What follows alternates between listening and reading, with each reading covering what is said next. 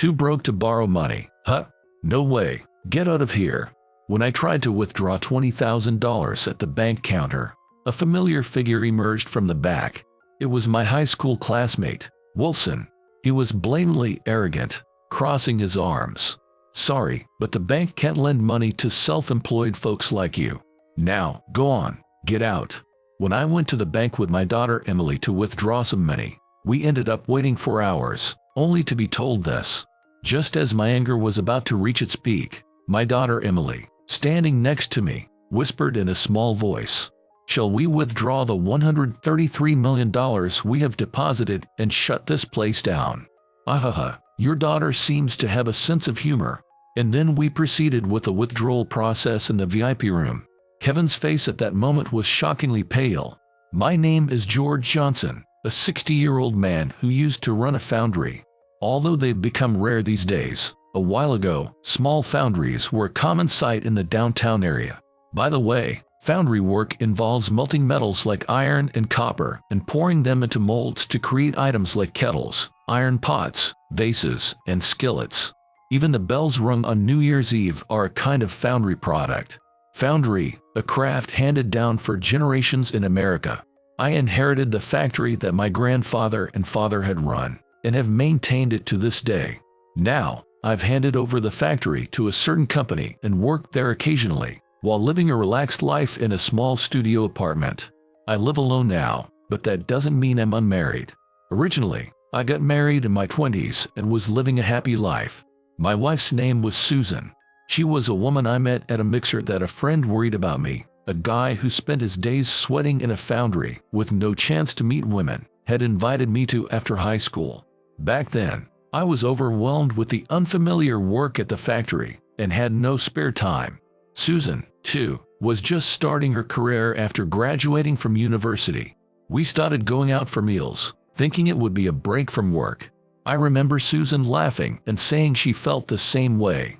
Honestly, you weren't exactly my type, but you weren't so bad that I'd say no. I didn't have a reason to refuse, so I kept meeting you.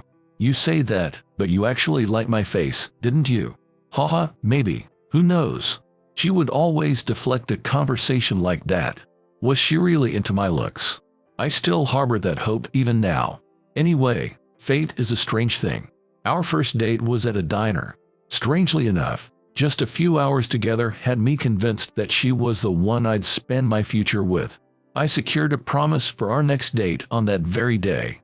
By the way, I was living with my parents at the time, so I didn't struggle with living expenses, but my salary wasn't particularly high. Because of that, our dates were always at the local diner. Nowadays, with restaurants that offer bottomless drink promo, it's easy to hang out for hours. But back then, there weren't such conveniences. We would sit for hours with just a simple meal and a glass of juice or some coffee. Probably a real nuisance to the place. I'm still on a low salary, but no one can beat the love I have for you. I'll work hard to make her happy. So would you marry me? As I approached my late 20s, I proposed to her on a whim. If you want, I'll switch to a better paying job. I'm still in my 20s, so I think there are places that would hire me. I started working as a future successor at the factory that my grandfather and father had maintained, driven by the thought that I must not let it die out. Ever since I was young, I was told that I would be the successor, so it seemed like a natural path for me. But reality wasn't so sweet. My high school classmates were advancing in their careers and buying their own homes. Meanwhile, I was still living with my parents, feeling left behind. But Susan's response was entirely different from what I had imagined. Foundry work might be declining now, but if you keep at it steadily, the trend will change.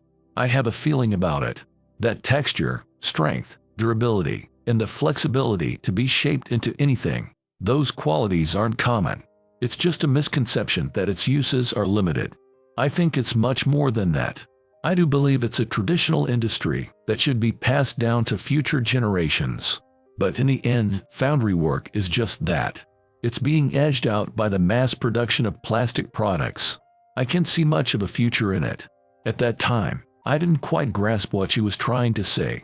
Looking back now, she probably had a visionary and creative perspective. However, at that time, There were hardly any environments where women could continue working while raising children after marriage. Therefore, when Susan got pregnant, she quit her job and became a full-time homemaker. And then, we were blessed with a daughter. It was around the time I took over the presidency of the foundry from my father, who had succeeded my late grandfather but was in failing health. The business was in terrible shape when I took over. Every day was a trial and error in taking care of our newborn daughter. But somehow, during that time seemed to move incredibly slowly. Our daughter's name, born at this time, was Emily. From a young age, she showed a remarkable artistic sense. By the time she was 3, she was drawing pictures that rivaled those of adults, honing her skills to the point of winning awards in local art contests. Could she be a prodigy? You know, like those kids you often see on TV. Really, who does she take after? Our family isn't exactly artistic, it's strange. Susan said this happily while playing with Emily. At least, I had no artistic talent whatsoever. My drawings of cats could be mistaken for elephants or rhinos. On the other hand, Susan was skillful with her hands, making clothes and bags as a hobby. She was modest, but it was clear she had inherited her talents from her mother. The happiest times in life might have been those 5 years, peaceful, spent with Susan and Emily. I'm feeling a bit tired. I'm going to bed early tonight. One day, when Emily was 5, Susan went to bed earlier than usual, which was uncommon for her. But the fatigue didn't go away the next day. In fact, she had been feeling tired frequently for the past 6 months. We rushed to the hospital, where she immediately underwent thorough examinations. The results revealed her health was in a poor state. After a battle with her illness, she passed away 6 months later. After saying goodbye to Susan, memories from our first meeting to the present flashed through my mind like a whirlwind. I realized tears were streaming down my cheeks. But Emily, who was 5 at the time, shuddered but didn't cry. Mom left me with many things, so I'll take care of them. So, it's okay. What kind of things? I can't quite explain it, but it's here. Emily, like her mother, had a rich sense of emotion. Maybe there's a connection with her mother that I can't see. It seems it will take more time for my grief to heal. But at the same time, I decided to look forward to Emily's future. That became my purpose in life after losing Susan. When our life as just the two of us began, Emily, with her small frame, started to cook. Of course, cooking with fire was off limits. Because of these restrictions, Emily kept innovating and improved rapidly. Dad, tonight's dinner is thus. I stir-fried vegetables and pork. Did you use the stove? No, I just spread cabbage, king oyster mushrooms, and pea sprouts in a heat-resistant dish, put the pork on top, and microwaved it. The seasoning was just sesame oil, salt, pepper, and soy sauce. The vegetables were torn by hand, so it wasn't dangerous at all. At this time, Emily wasn't even 10 years old yet.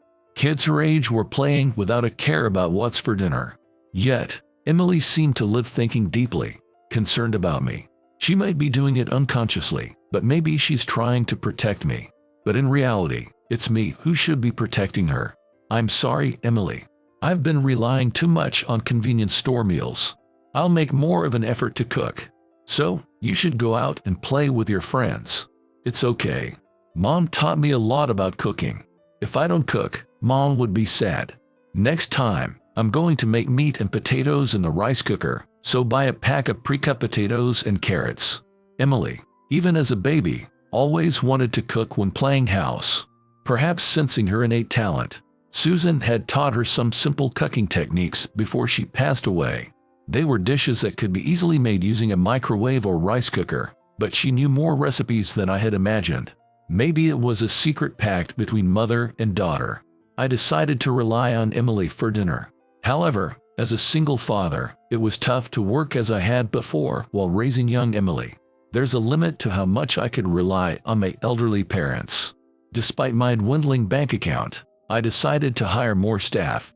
Although it meant less money for me, it greatly increased the time I could spend with Emily. I'm not sure how much I've been able to do as a father, but Emily grew up to be a capable girl. I had assumed she would pursue a career in cooking, but it turned out she aspired to be a designer. Emily was good at her studies, but her desired path was a vocational school. My dream is to design pots, dishes, and cooking utensils that make cooking fun. I understand that going to university is an option, but I think it's a shortcut to learn the skills directly related to my dream while I can. Maybe it's because she lost her mother at a young age, but she seemed to be in a hurry to live her life. I started working right after high school graduation, right? Lately, I've often thought I should have gone to college. Why don't you at least take the college entrance exam so you won't regret it later?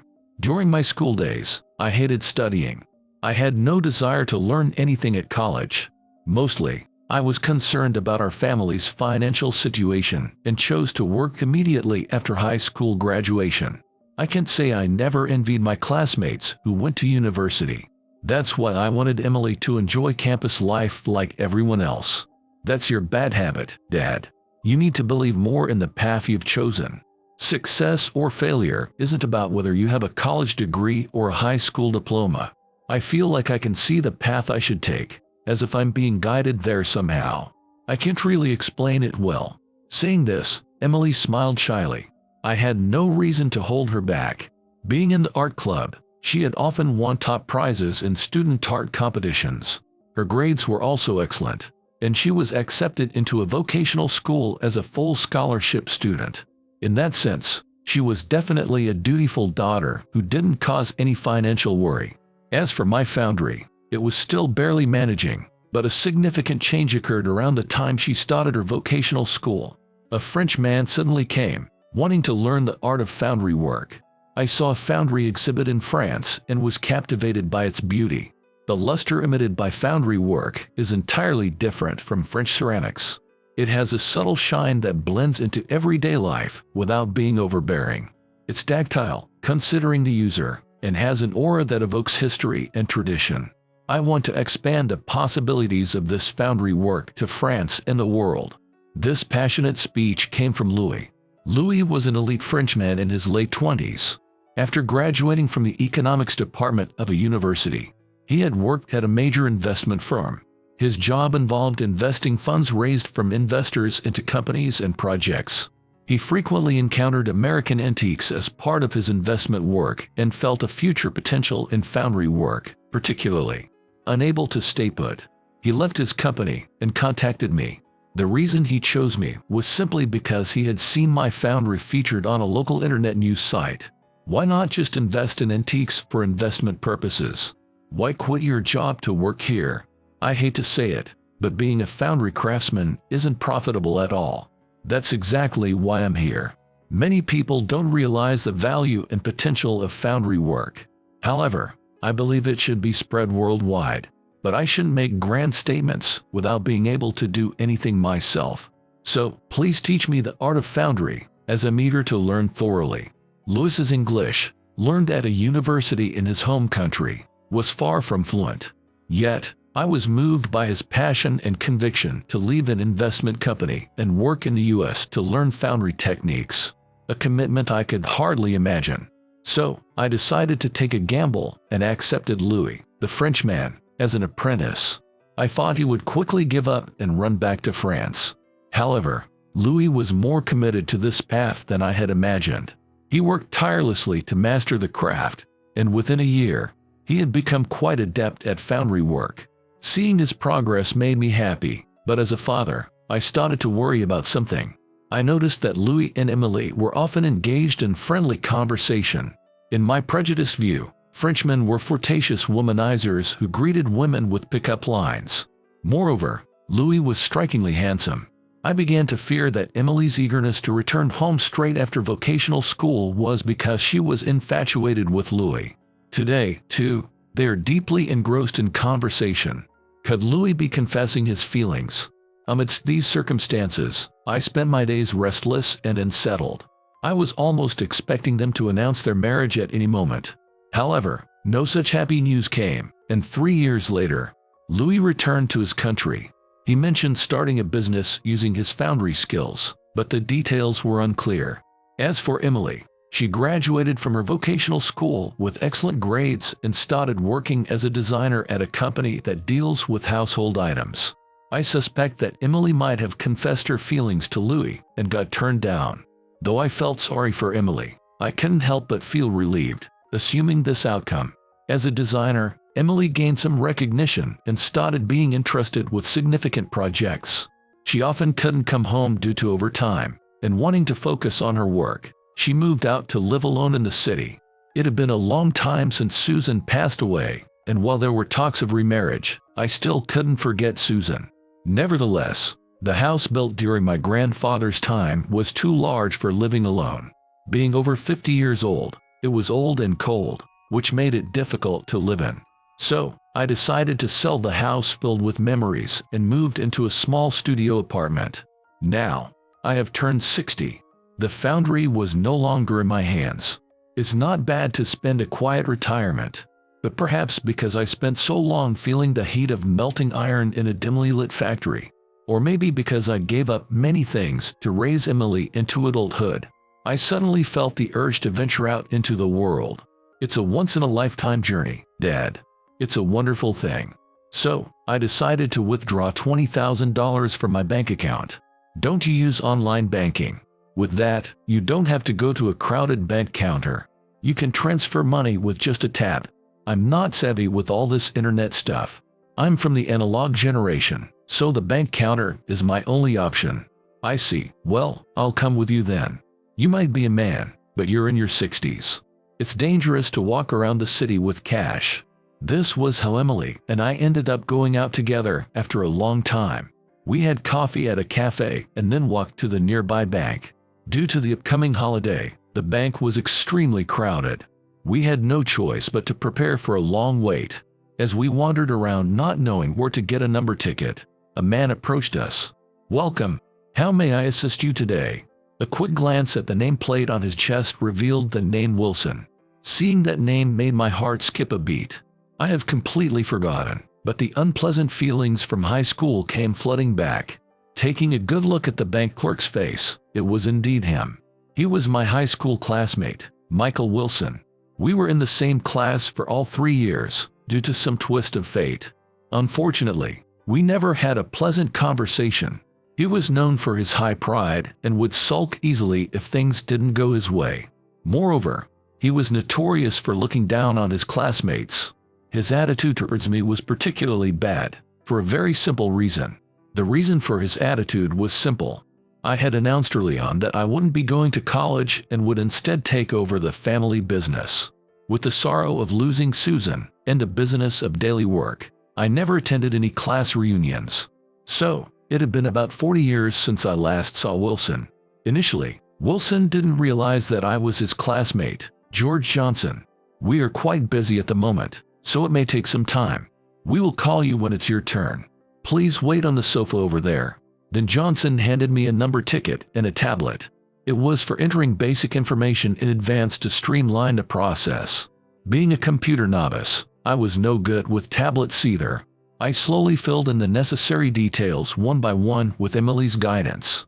Wilson came over to check on us, peering over the tablet from behind. Then, in a low voice, he said, "Huh."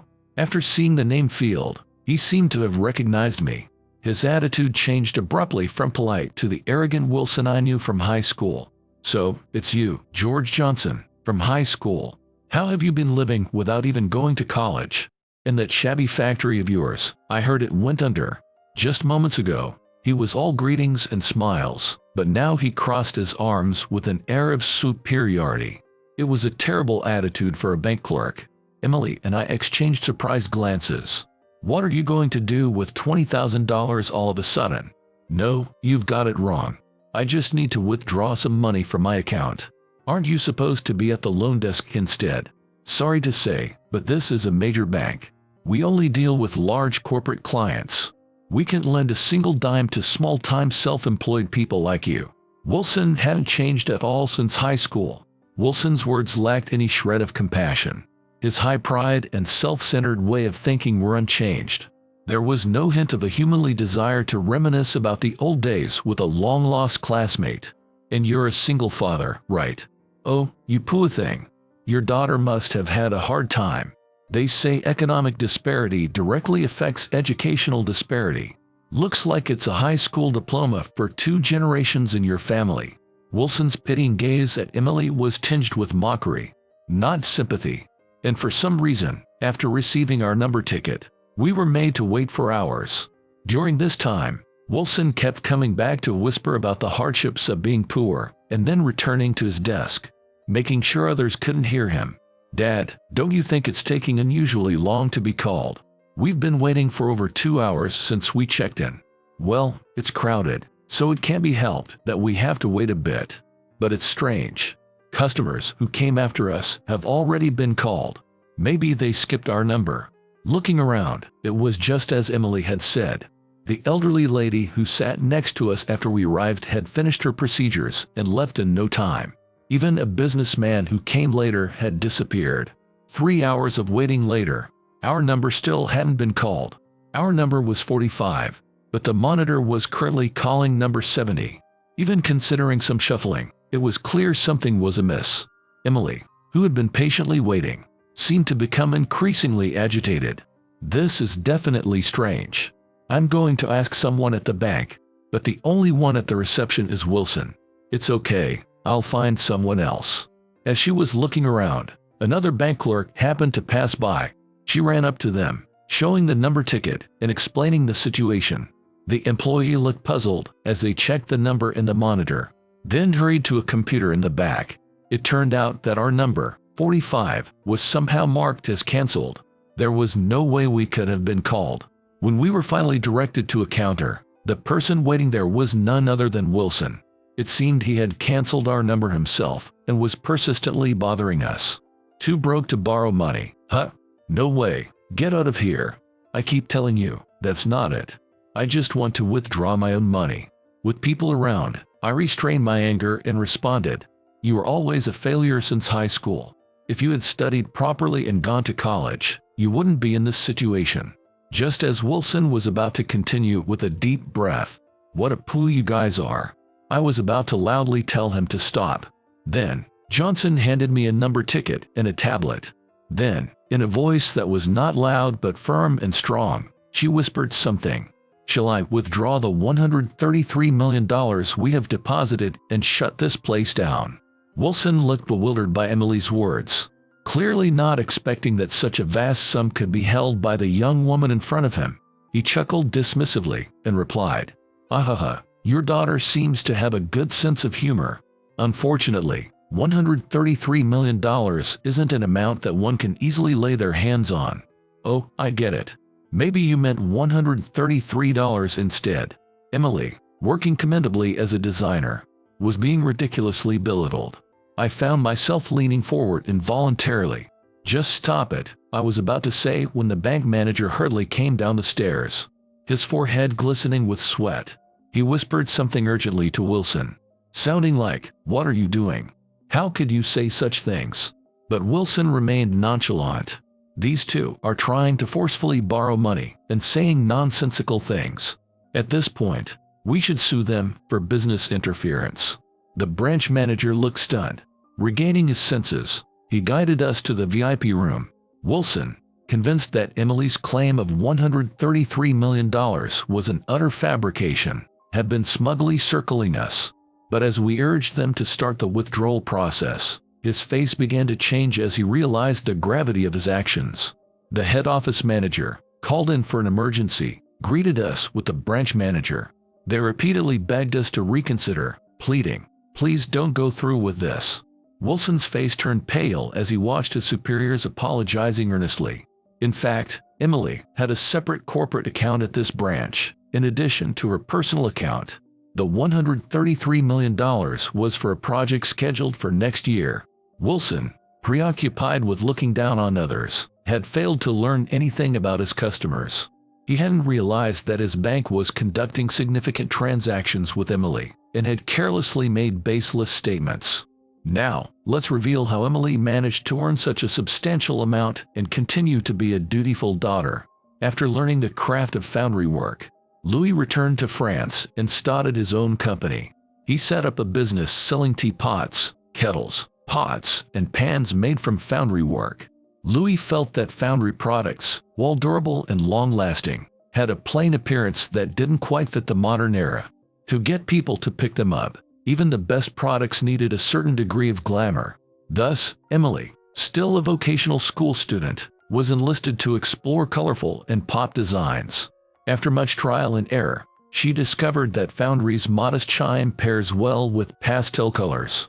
She then came up with cooking utensils in soft pink, blue, green, and yellow. Using the skills passed down from my father and grandfather, I turned her designs into reality. When Lewis's company launched these products not just in France but throughout Europe, they became wildly popular for their cuteness, sparking a major trend. Emily left her longtime job to become a co-owner of Lewis's company. As the exclusive designer, she launched highly successful products globally, and my old, small foundry became overwhelmed with orders from around the world. So, we reinvested all the profits into new facilities and built a large factory in a completely different location.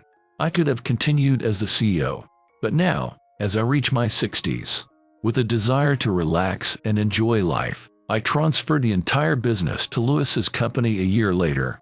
The foundry products crafted there soared globally, bringing back $133 million. The sale of the factory easily exceeded hundreds of millions, a portion of which I used to purchase a studio apartment in a high-rise, but most of it went to establishing funds and organizations to support people suffering from the illness that led to Susan's death. Of course, I still donned my work clothes and taught foundry skills at the factory. Despite being busy, as a reward for my hard work, I planned a luxurious solo trip to Europe. The $20,000 was part of the funds for this journey. Yet, Wilson misunderstood, thinking my factory had gone bankrupt and I was penniless. Emily has always been a dutiful daughter, making decisions about cooking, career paths, and jobs in a way that wouldn't burden me. And finally, she has entirely relieved me of any financial worries. Wilson, unaware of the significant influence of the woman in front of him, kept on making snide remarks, inadvertently putting the bank in a difficult position. Seeing the sincere response of the head office and branch managers, I felt a bit sorry for them. It was evident they regularly struggled with Wilson's behavior. Normally, we handle large transactions online, so Mr. Wilson was unaware and acted inappropriately. Regardless, it's outrageous to treat someone based on a 40-year-old image. I can't trust a bank with such an employee. I'll overlook this incident, but I ask for one promise. Please retrain Mr. Wilson to ensure no more victims like me. After making this request to the managers, I conned Emily and left the bank. What an awful experience. We should have just withdrawn the $133 million. You're too kind-hearted and forgiving, Dad. It's a waste of time and effort to deal with someone like him any further. Besides, he hasn't grown at all in 40 years. I ended up feeling pity for him. By the age of 60, one would think various life experiences would have mellowed a person's character. But Wilson hadn't changed at all. He was a pitiful man, left behind alone. Hey Dad, why don't we visit the grave for the first time in a while? Let's tell Mom about today. She'd probably laugh and ask what's that all about. So, Emily and I decided to visit Susan's grave on a whim. After cleaning up a bit and placing flowers, we stood side by side, hands clasped in prayer. Then, I overheard Emily's words, almost like a soliloquy.